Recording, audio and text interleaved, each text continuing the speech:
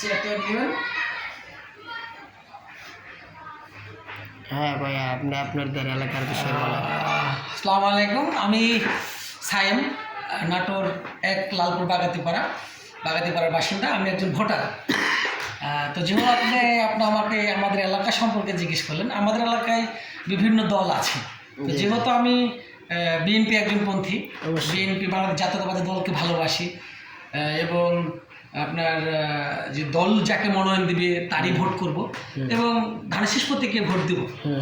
তো সেই মর্মে আমি ধানের শীষ প্রতীককে ভোট দেওয়ার জন্য সকলকে জানাবো।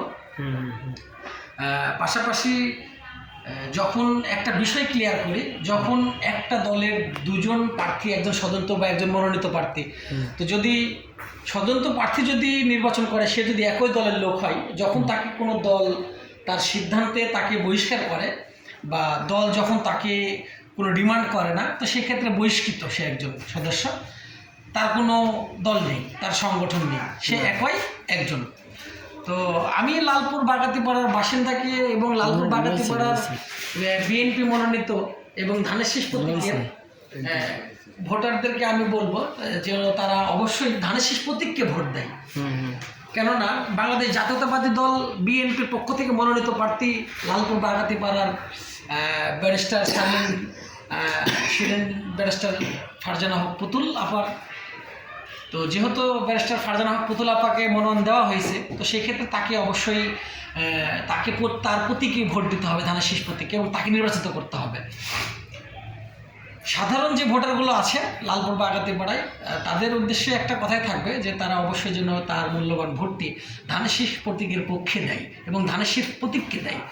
এবং দীর্ঘ আমাদের যে একটা ফেসিজম সরকার দূর হয়েছে বাংলাদেশ থেকে, তারা অনেক আমাদের দেশ একটা অর্থনৈতিকভাবে দুর্বল হয়ে আছে এবং বিভিন্ন ছিনতাই, রাহাজানি, হত্যা, গুমের মাঝেও যেহেতু এখন আমাদের একটা অনেক দিন পর, দীর্ঘ প্রায় 17 বছর পর বাংলাদেশে একটা নতুন অগ্রগামী নির্বাচন প্রচারণা হতে যাচ্ছে, সেই ক্ষেত্রে বাংলাদেশের বিএনপির চেয়ারপারসন জনাব তারেক রহমান, তার নেতৃত্বে সারা বাংলাদেশ একটি জনকল্যাণমুখী হয়ে উঠছে।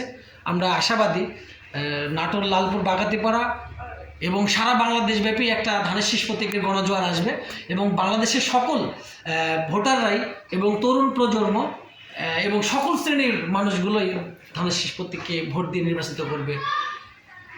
এবং আমি যেহেতু ঢাকা 17 আসনে অবস্থান করি এবং সেখানকার পলিটিশিয়ান ভাইদের সঙ্গে ওঠা বসা করি, তো সেই ক্ষেত্রে আলহামদুলিল্লাহ ঢাকা 17তেও বিএনপির চেয়ারপারসন জনাব তারেক রহমান স্যারের, যেহেতু তিনি নিজে এখানে দাঁড়িয়েছে এই আসনটিতে, ঢাকা 17 আসনে, তো সেক্ষেত্রে তার জন্য আমি ভাষানট্যাগ থানা, ঢাকা 17 আসনকে জানাবো জনগণকে যে তারা যেন অবশ্যই ধানের শীষ প্রতীককে ভোট দিয়ে দেশনায়ক জনাব তারেক রহমানকে দেশের একজন প্রধান দায়িত্বশীল হিসাবে দেশ গড়ার লক্ষ্যে কাজ করার সুযোগ দান করেন।